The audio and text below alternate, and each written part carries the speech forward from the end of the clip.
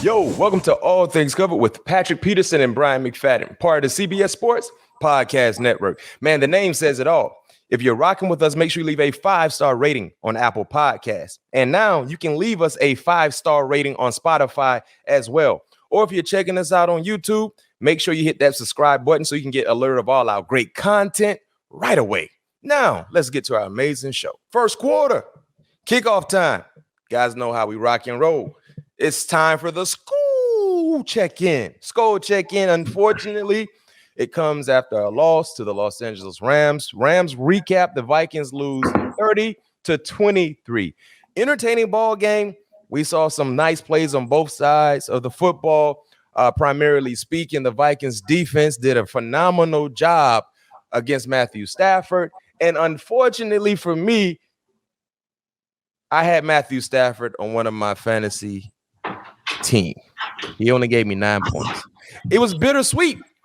It was sweet because my guy Pat P and the Minnesota Vikings defenders was doing a phenomenal job in harassing and making life difficult for Matthew Stafford, forcing turnovers.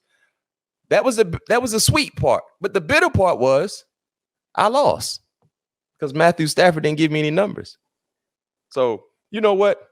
If my guy can go out and ball out, and his teammates can ball out, I take a loss. There's always next year. But, man, that was a big-time money pot, too. Yep, so I'm out on the next year. But let's recap with Pat P about the ball game. Pat P had a real good game. But looking back on what occurred this past Sunday, Pat P, what was the biggest reason for the loss, you think? Biggest reasons for the loss?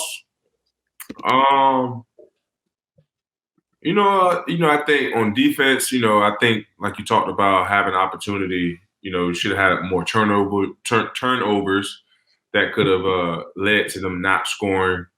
On the offensive side of the ball, being able to put the ball in the end zone off turnovers, that's a point of emphasis that, something we speak about each and every week. Obviously, when a defense create turnovers, you want to get 6 instead of 3. That's every offense philosophy. That's no secret. When your defense create a turnover. Other than that, and also the big special team play. Anytime a team can have a big special teams play, that can set up a score or end up scoring. You have a pretty good opportunity. I'm a numbers guy, as you know. So if a special team make a play or end up scoring in a game, it's a pretty good opportunity that team is going to win. It's 80. I think the numbers say it's 85% chance that team wins if they get a special teams touchdown or a defensive touchdown. Yeah, so that's just that just goes to show that the numbers are real. You know what I mean? Yeah. So having that big play on us, hurt us a little bit, but we continue to fight. I thought defensively. I thought we played well through the air, not giving up many big plays. I think it was one big play I wish we could have had back on 3rd and 4 in the fourth quarter. Other than that, we had a hard time stopping the run. So you can't, if you don't stop the run, it's kind of hard to stop teams from moving the ball. They pretty much have a two-way play call. When it's time to call plays into the quarterback. So. Those are just some of the things that hurt us and that prevented us from not winning that ball game. Yeah, talking about stopping the run, Sony Michel, 27 rushes for 131 yards and a touchdown. Defensively, you had 3 interceptions on Matthew Stafford, only getting 10 points off those turnovers. Just imagine getting 1 touchdown would have been huge. Cooper Kupp, 10 receptions for 109, 12 straight this was the 12th straight one-score game, tied for the longest streak in NFL history. And, oh, by the way, he didn't have Dalvin Cook because he was on the COVID list. Looking at some of the quotes coming from Sunday's ball game, superstar wide receiver Justin Jefferson had this to say post-game. I felt as soon as I came into the locker room, I was trying to pick up the guys and everything, but still came out slow, still didn't come out with the energy that we needed. He basically insinuating that you guys lack some energy.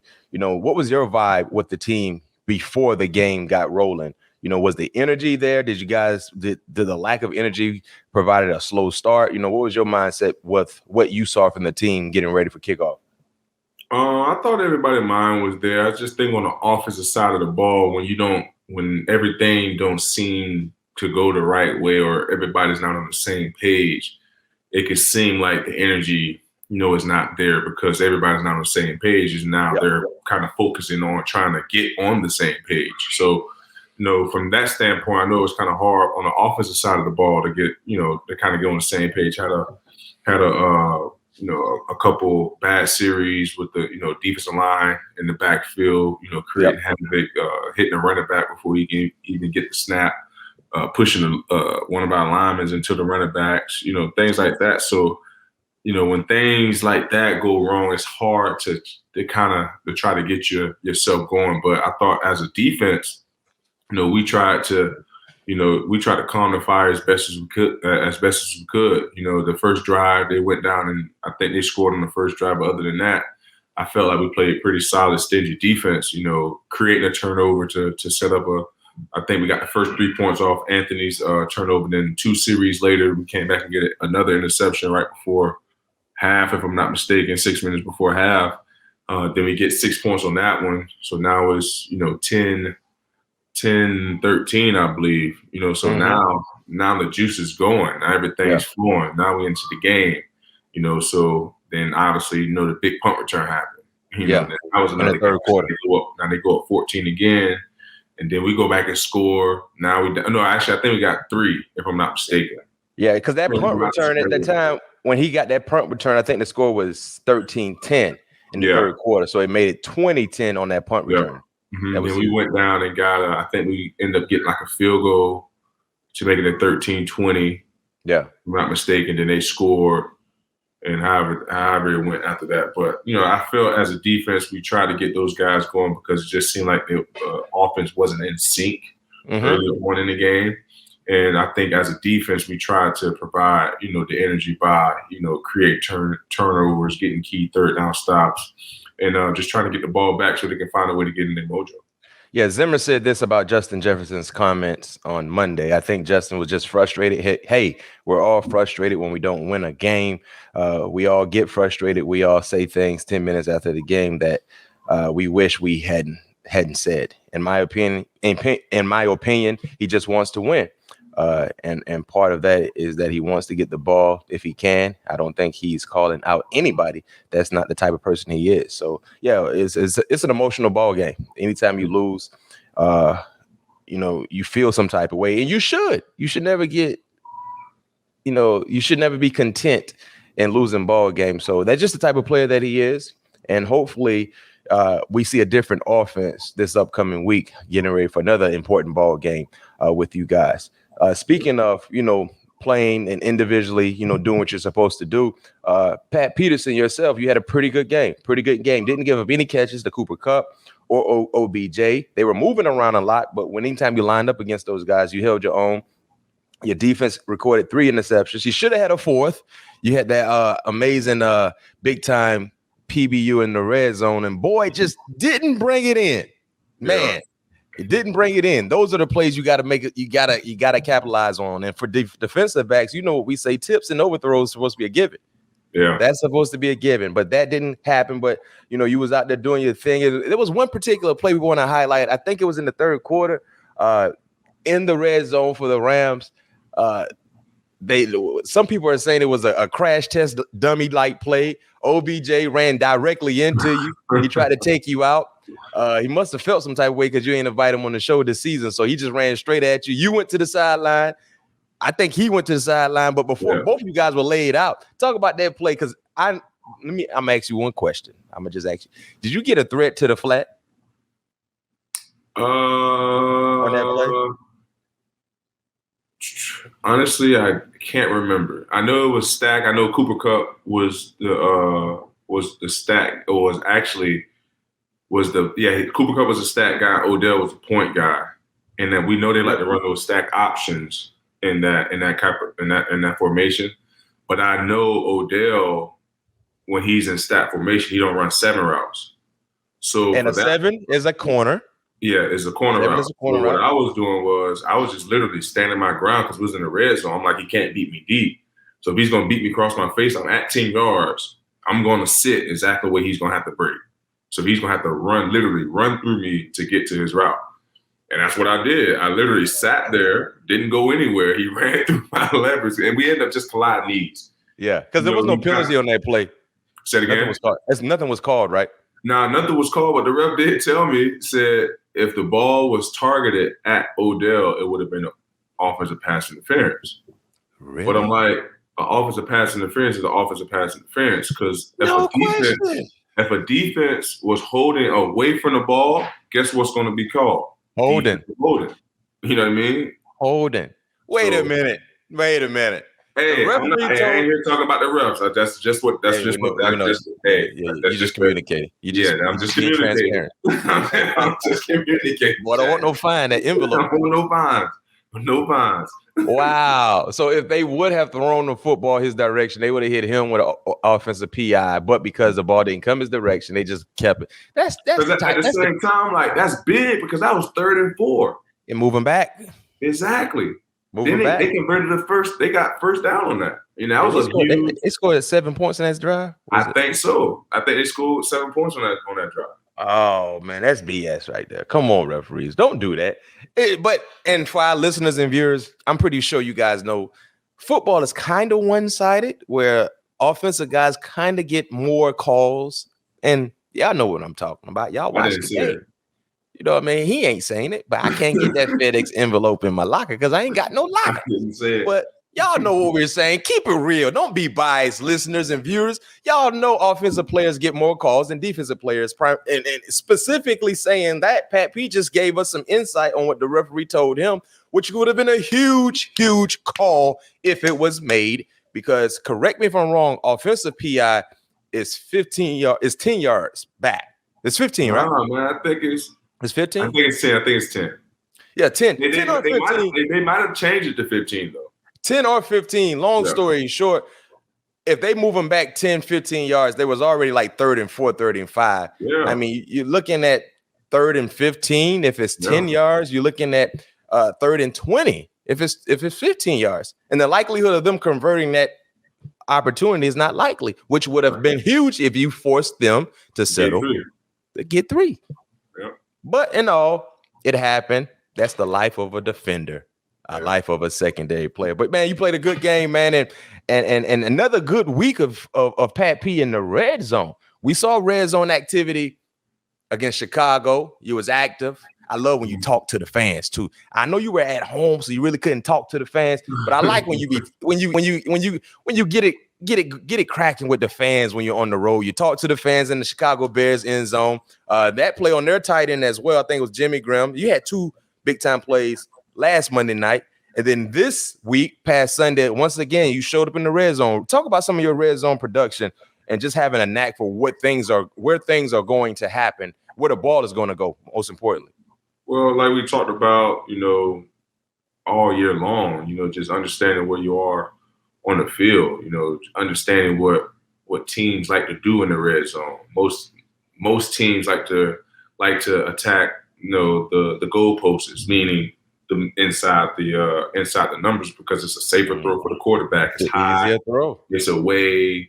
Red zone beater was what we call them. Red zone beaters. Red zone beaters. So for one, I'm protecting my inside because I know that's what offenses want to attack me, either with double post or wraps or all go specials. They even got now and nowadays this came up within like the last 3 or 4 years in the NFL. The fade, I don't even know what they call it, but the fade front pylon route. It's like a fade comeback almost. Yeah. So you have to be a little leery of that route, but just understanding where you are on the part of the field, understanding what teams like to do, what can hurt you, what can't hurt you, and just play to your leverage. That's the biggest thing, honestly, man. Just play to your leverage. Be where you're supposed to be. You know what I mean? Mm-hmm. Understand, where all your help is. Understand where you can get beat at. Where your weaknesses are. So. And understand also teams can't run deep. They can't run past you in the red zone. So you can be much slower than you are when you are defending passes in the field. So that was one of the reasons why I was able to stand my ground against OBJ. And you said something that triggered, my antennas.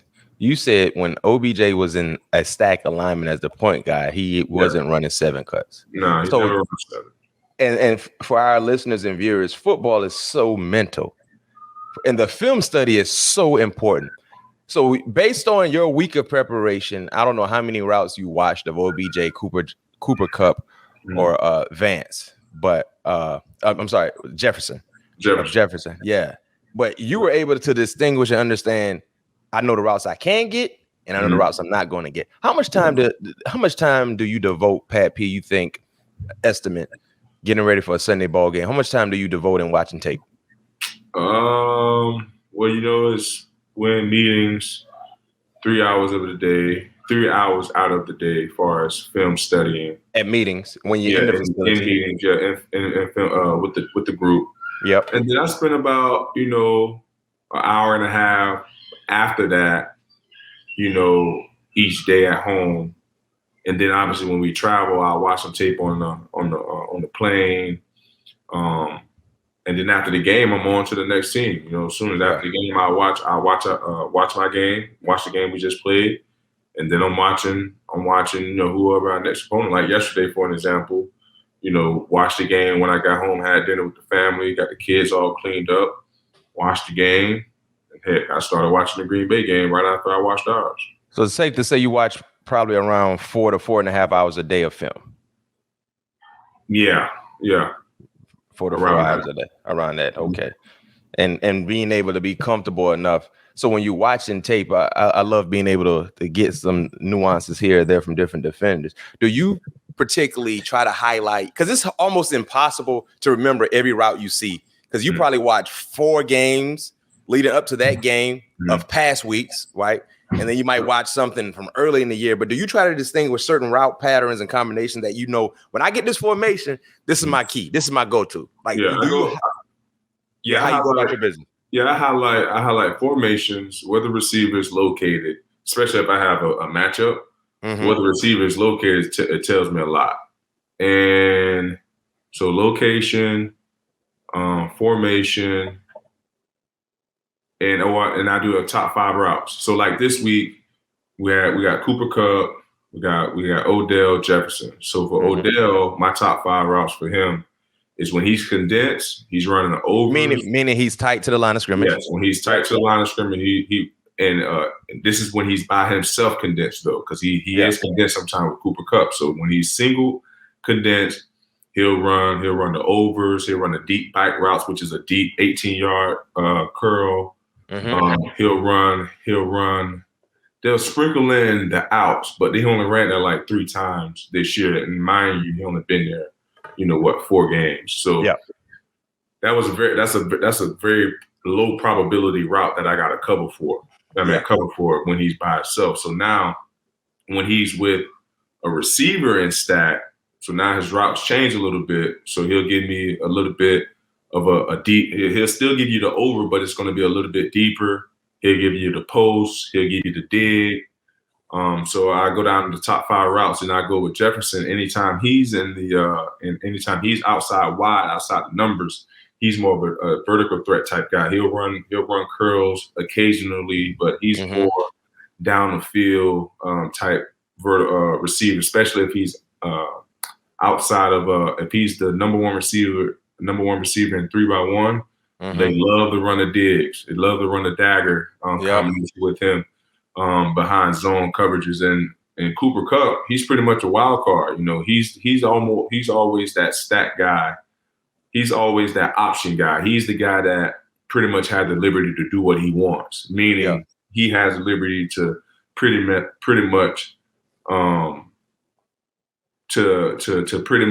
attack the deep defender leverage. So whatever he feels a good way for him to go, that's where he's going to go. You know what I mean? So they do a good job of moving him around. So Cooper Kupp runs a lot of Cooper Kupp, the thing about Cooper Kupp, if he's outside in a bunch, he will give you more of the outs. He'll give you a little bit more of everything. He's not a down the field guy, so that's one thing you don't have to worry about him. You don't have to worry about, any routes past 15 if he's outside. Yeah. So he run more of the speed outs, more of the digs, things like that. So that's kind of how I break it down in totality of watching film. Like you said, I watch a bunch of stuff, but going through all of that stuff, I'm going through the top five, the top five routes they run the most. Mm-hmm. Key formations that can pop up, that show up that they like to feature in games, and also locations of the receivers. That's dope. That's dope. Well said. Nice knowledge. And if it's a match too, if I have a matchup, I want to see. I'll go through previous games to see how the receiver reacts off press coverage. Press coverage, yeah. Cool insight coming from one of the great ones. Pat P telling you guys a little bit of what he does when it comes to prep. And it's not just about the physical standpoint, it's about the mental. Guy putting in over 4 hours a day when it comes to film, and then getting ready for the next ball game. Talk about a matchup. There's a primetime matchup. I remember when we were together in Minnesota during training camp, I asked Justin Jefferson, is there a matchup that he's looking forward to this upcoming season? And you remember Pat P said he had it scheduled, or he had it circled already on the schedule. The Rams coming to Minnesota. He wanted to go against Jalen Ramsey. This matchup was highlighted by two outstanding top-level guys in their positions going toe-to-toe. Now, they didn't face off every time, but they had a few battles. Jefferson finished the day with 8 catches for 116, lined up opposite of Jalen 5 times. No, he had 5 targets when lined up against Jalen Ramsey. He brought in 3 of those targets for 24 yards. Man, talk about that matchup. You know what I mean? Jalen is a guy who's learned a lot from you. And of course, your relationship with Justin Jefferson. But did you get a chance to kind of get a sneak peek about, looking at that one-on-one matchup with these two premier level guys going toe to toe? Oh yeah, I watched it for sure. It was very intriguing to watch, and those are the type of things I love to watch because Jalen's year 8 now. I think 7, maybe 7. I want to say 7. Yeah. I just remember those times when I had those marquee matchups with the Calvin Johnson, Antonio Browns, Julio Jones.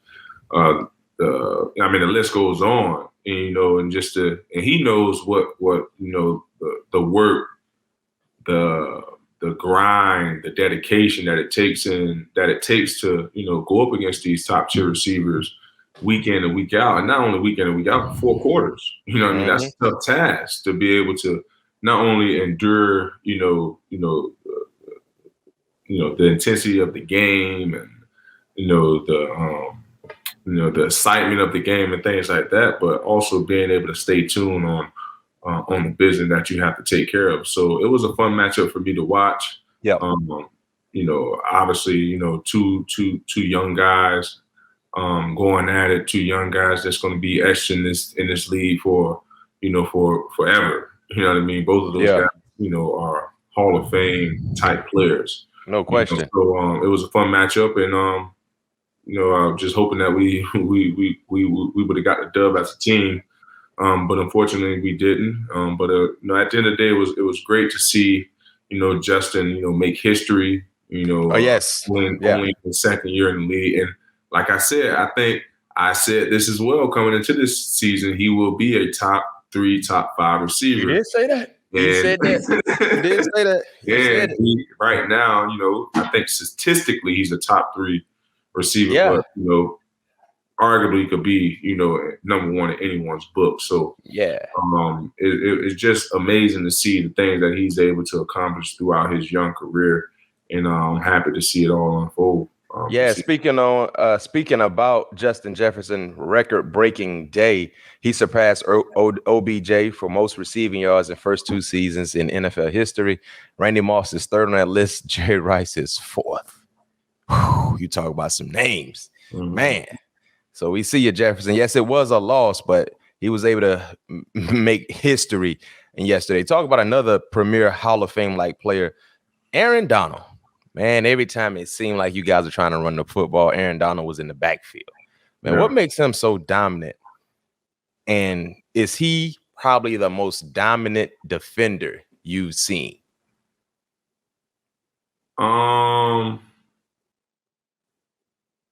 It's hard not to say he isn't. I mean, I probably have to put, him. I had the opportunity to play with I had the opportunity to play against P. Willie.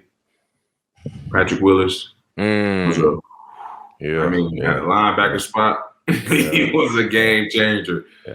I'm gonna tell you another one too, Patrick Willis' teammate. Oh yeah, Alden Smith. Yes. If he just so I saw some good ones, but to do what Aaron is doing in the interior line, this man get triple team, double team. He beating reach blocks. I mean, this dude is really doing like some Reggie White, Jerome Brown type stuff, bro. Like literally, that's what he would really remind me of. You know, I know Jerome didn't have a very, very long career in the league, but he has that same body structure, short. He's just shorter. Yeah, he's just a little bit shorter, but just a little leaner, agile. Just and I'm not saying this as a knock, as a nasty football player. You know, some people can take that. Yeah. No. That's how you want your guys to play. He's just a dog mentality, just football player, and he loves the game, and it's hard to stop that guy, man. It really is. And I was just seeing, like you said, every time it didn't matter what we did. I mean, run the ball. It didn't matter.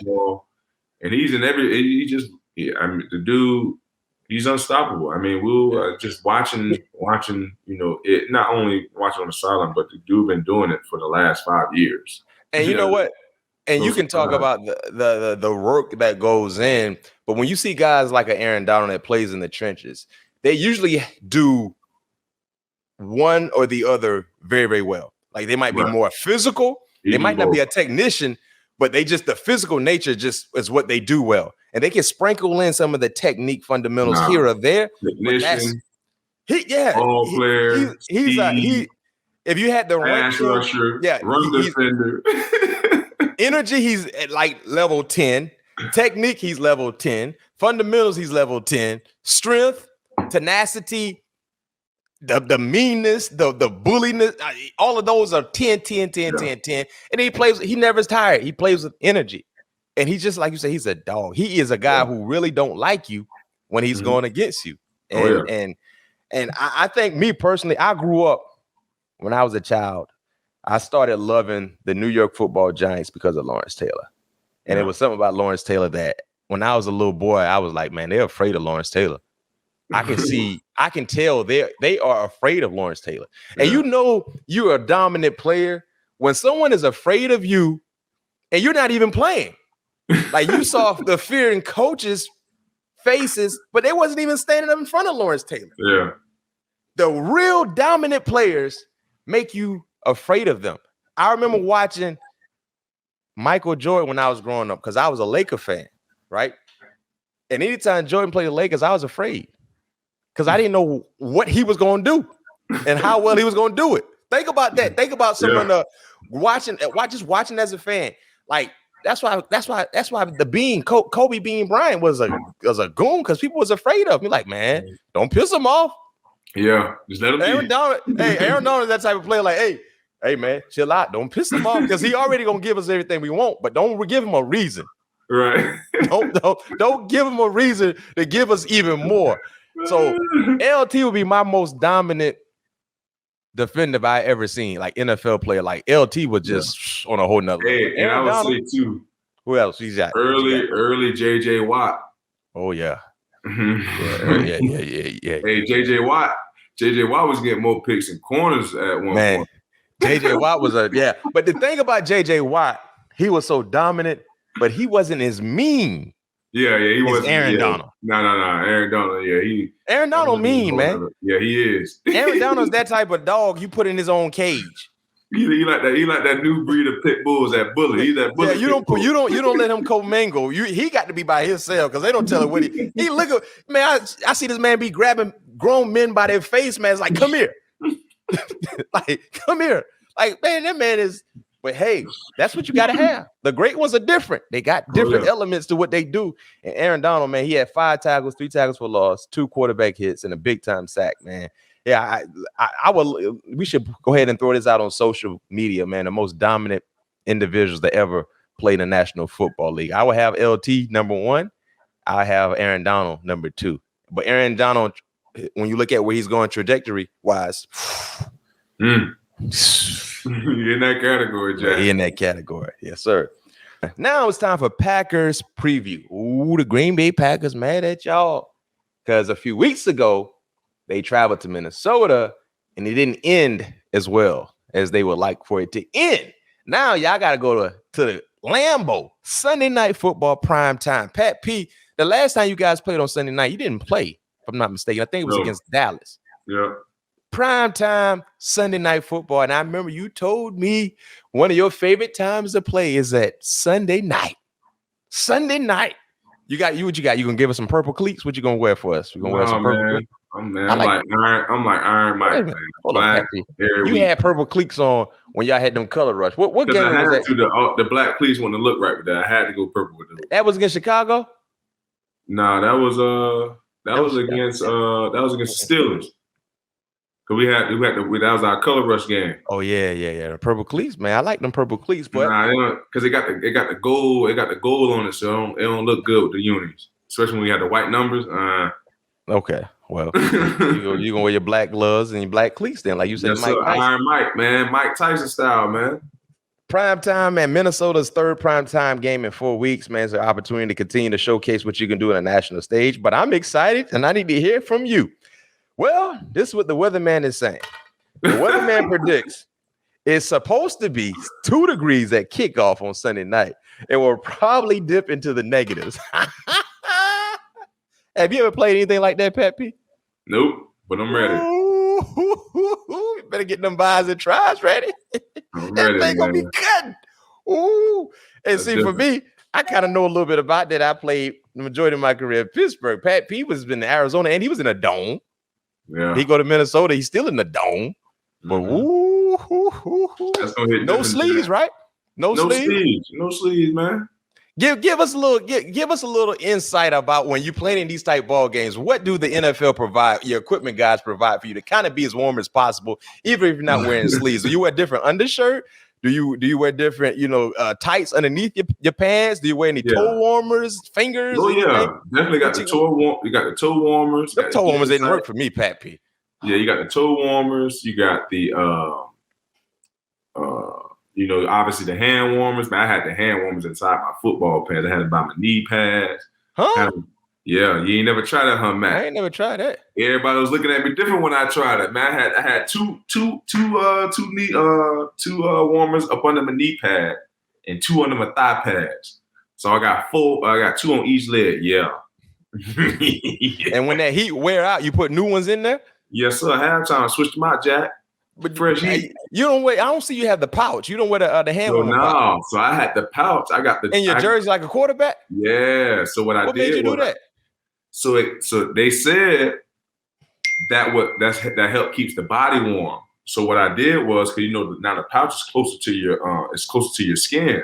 Yeah. So I put about eight hand warmers in there. So now my body, my triceps, now that's all warm. Yeah. So now you know when you go to the sideline, huh? You cheating. So now you know you go to the sideline. So now all I'm doing is put my coat on. So I'm chilling. And I got the head thing on, looking like a jack boy. And I'm ready to rock. And they got the beanie on too. Oh, so you got the hand warmers inside your stomach, your ab area. Yeah. And you got hand warmers in your thighs and your knees and the toes. So they put the hand warmer in, like they made it within the jersey. Oh. Yeah. See, I don't usually only see quarterbacks have them type of things. Yeah, everybody normally only see quarterbacks with that. When I asked for it, they said, hey, quarterbacks on that. I said, yeah, I know. But a P2 on it. Well, you got it. Well, I know you're gonna have a bunch of hand warmers because it's gonna be 2 degrees. And boy, you better hope that wind don't cut. 10 of them in there, boy. Well, if that wind go to cutting, man, make sure you got some chapstick because them lips gonna be the first thing to go. I know. Well, I might have the chapstick inside my hand warmers. Vaseline. We used to put that Vaseline on that arm, man. Come out looking like a wrestler. Thought that was doing something. That wasn't doing nothing. That wind gonna cut. It's gonna cut. It didn't matter. But man, 2 degrees, Green Bay Lambeau Field. Big time win in week 11 against the Green Bay Packers. What's probably some of the one of the biggest things you can take away from the first meeting against Green Bay when you guys were able to win that ball game? I think we was able to harass Aaron a lot in that game, early on in that game. I think towards the second half of the game, we allowed him to get a little comfortable and giving up some big plays over our heads. So I think if we're allowed to eliminate the big plays, continue to aggravate them a little bit, offense, sustain and drive, putting points on the board, I think hopefully we can hope for the same outcome that we had last time. Aaron Rodgers is putting together an MVP-like year. He is the favorite right now to win the MVP award. He's 12-2 as a starter, 33 touchdowns, 4 interceptions, over 3,600 yards. He leads the league in touchdown percentage, lowest interception percentage, quarterback rating. When you look at some of the great quarterbacks you played against, Pat P, where would you rank Aaron Rodgers? All time. Right now, I put Aaron Rodgers at number 3. I put Tom Brady 1, Peyton Manning 2, Aaron Rodgers 3. I'll go Dangerous Russ 4. I would like to have Ben up there higher, but only played against Ben literally twice. Mm-hmm. I put Phillip. Hold on, wait. Let me go back first. Make sure I ain't forgetting nobody. Yeah, that'd be my top 5. But I have Aaron Rodgers at 3. The top quarterbacks that I played against. That's fair. I think my list would look similar. I probably would have Tom 1, Peyton 2. Aaron I forgot about Drew Brees too. So Drew Brees would be 4. But I'll have Aaron over Drew Brees. Yeah, I think that's fair. One key for the Vikings defense versus Green Bay's offense. What would it be? He don't do many of them, but create turnovers. Yeah, he's smart with that football. Yeah, he don't do many of them, but try to create some turnovers, boy. And the best way to do that is hit them. Yeah. Hit them. And you guys do a great job in sacking the quarterbacks. You're tops in the league when it comes to that category. Sacks are important, but just making him rush is important as well. Throwing the football when he's not quite ready to throw the football. That's something that you guys can definitely do to create turnover. So when you look at offensively for the Vikings, what's a huge key the Vikings offense need to do against Green Bay's defense? We got to run the football. Mm-hmm. We have to be able to run the football, especially in this weather. Be able to get Kurt comfortable into doing things that he's comfortable doing, meaning play action, boot, rolling out.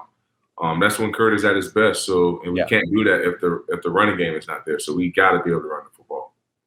What type of playoff hopes are you clinging on to? You guys got Vikings have a 10% chance to make the playoffs currently as it stands today. How hopeful are you when it comes to trying to get into the tournament? Well, obviously we need some help, but at the end of the day, we just have to still try to win the games that's on the schedule for us. All we have to do is just worry and focus on us. And that's all we can do at this point. Yeah. Okay. Well, it's prediction time. I'm 4-2, by the way, when I pick against the Minnesota Vikings. So if you're new to the show, I started off picking the Vikings. They were losing. I tried something different. Pick against the Vikings. They were winning. Fans told me, keep doing what you're doing. BMac.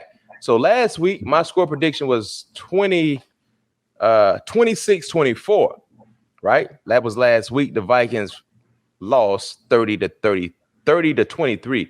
So this prediction, my prediction for this week's game in Lambeau Field, where it's going to be 2 degrees, something about that weather. I think it's going to be a low scoring affair. I'm going to get an ugly score. I'm going to go 19-14. Green Bay Packers. Ugly, because the weather going to be ugly. 19-14 Green Bay Packers. It's going to be ugly. You're going to see. You're going to have 31 hand warmers all over from head to toe. So you already know what time it's going to be. Like a furnace. No question. 19-14 Green Bay Packers. Let's see how close I come. And like I said, I'm picking against the Vikings on purpose. We're going to take a quick break. But we'll be back with some notable news from the NFL, and we'll be answering your questions next. Pat P, notable news from this past weekend, slate of ball games. Sunday night, sideline scuffle. Washington got embarrassed against the Dallas Cowboys on Sunday Night Football. Daron Payne jabbed a finger into his teammate's head, Jonathan Allen, and Allen swung at him. The emotions definitely were high. Have you ever been involved or seen anything like that up close in person where you got two defenders going at it on the sideline, literally? Nah, never had an opportunity to be a part of that, and don't want to have an opportunity to be a part of that for sure. So I mean, when you put your hand in somebody's head and you kind of push with your finger, like, come on, especially when we getting whooped, like we can't do nothing right. You mad at your job. I'm mad at my job. Everybody mad, and that's what you're gonna hit me with. And they played together at Alabama, if I'm not mistaken. Yeah, they played together. Oh man, yeah, that was all bad. You don't do that, man. That's a guy code right there for sure. And I'm gonna tell you this much real quick. I was in 3 fantasy playoff leagues this past weekend, and I was playing against the Cowboys defense, and I had Cowboys kicker.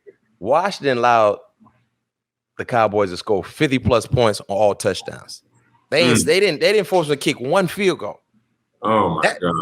Yeah, I lost that league too because Washington defense gave them 29 points. Football. Iron unkind, man. Iron unkind. Man. Don't get involved in it, Pat P. Nope. Don't do it. Don't do it. And other notable news, there's going to be some jobs available coming soon. The Raiders have interest in interviewing Todd Bowles. Your guy, Todd Bowles, man, might get an opportunity to be a new head coach soon. The Jaguars are interested in interviewing Byron Leftwich, my former teammate with the Pittsburgh Steelers. Why do you believe these guys deserve to be a head coach? I had the opportunity to be around both of these guys. I always thought Todd was a great football mind. Obviously, had an opportunity to be around for 2 years, and he went on to be the head coach with the Jets. Yep. Felt like that wasn't a really good situation for him, but he made do with what he had. Great stepping stone for him. But now that learning curve is over, I think he's definitely more than ready for another crack at it. Doing what he's able to do with every defense that he's been a part of, and just a very, very guy that I feel that's very worthy of a head coaching job. And the same thing with Byron. Had the opportunity to be around him. He was our quarterback's coach when Carson was here under BA staff, and just seeing what he was able to do there in Tampa Bay to win a championship, being a first-year offensive coordinator, and being able to do some of the things that he's able to do on the offensive side of the ball, the way his offense has ranked in the last 2 years, months, all the other offenses. I think these guys are definitely more than ready for those opportunities. I hope that they get the opportunity that's been waiting for them. And yes, sir. Best of luck. Time will tell. Time will tell. Now it's time to dish out an award. Usually we hand out 2 awards, offensively and defensively, but this week we're going to do something different. We're going to just hand out 1 award. Why? Because this is the only individual that should get an award. We're dishing out All Things Covered award for guys that lived up to our show name and having everything covered. All things covered. It goes to an LSU alum, Joe Burrow.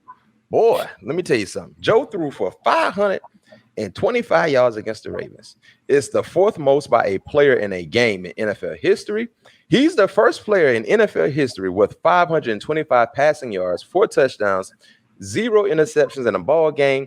He's the first player in NFL history with 2 400-yard passing games against a single opponent in a single season. He had 417 yards against the Ravens in week 7. His 941 yards against the Ravens this season are the most by one player against one team in a season in NFL history, breaking a record shared by Dan Marino and Joe Montana. That's why we're only giving out 1 award. When you get all these record-setting numbers in this ball game, it goes out to LSU alum and Joe Burrow for throwing for over 500 yards and 4 touchdowns against his arch rival. Go Tigers! Go Tigers! In the words of Coach O. Wink Martindale, the defensive coordinator, he felt some type of way. He had these comments leading up to the game when asked to compare the Packers to the Bengals. Aaron Rodgers is a Hall of Fame quarterback. I don't think we're ready to buy a gold jacket. He said, buy a gold jacket for Joe Burrow. Joe had this to say after the Bengals win over the Ravens. I didn't think it was necessary. It was a necessary comment. I wouldn't say I was offended by it. I mean, year 2. Who knows what's going to happen down the road? But I didn't think it was necessary. So there's some issues going on between Joe and the Baltimore Ravens. I'm here for all of it. I love it. And that's what rivalries are supposed to be. So let's see what happens next year when these teams face off, because for some reason, Joe loved playing against the Baltimore Ravens. Now it's time to give you guys some updates on our All Things Covered merchandise. You see I'm rocking the t-shirt. All Things Covered merch is now available in the CBS Sports store. You can get your ATC hats, hoodies, tanks, water bottles, mugs, and much, much more. Just visit store.cbs.com. The link will also be in the episode description. Get the holiday shopping done right now. Even though Christmas is over, you can still shower down someone with some magnificent gifts when it comes to All Things Covered merchandise. 7 questions. Here is an opportunity for us to interact with you, our listeners and our viewers. If you want your question to be answered in the show, just leave it attached to a 5-star rating. So this is the final episode of the year for both of us. So it's time to reflect back on this magnificent 2021 season and year for us. Pat P, what was the best part of your 2021 year? Doing the show? Just in general. Yeah, what was the best part of your 2021? Being able to rock number 7 in the league. Oh, I like it. Yeah. I think that's something that's big. You know, that's something that's, as a kid, you always wanted to rock a single digit in the league at the biggest stage of them all. And to be able to rock that 7 this year and some familiar colors was pretty big for me. Yeah, and what are you most looking forward to in 2022?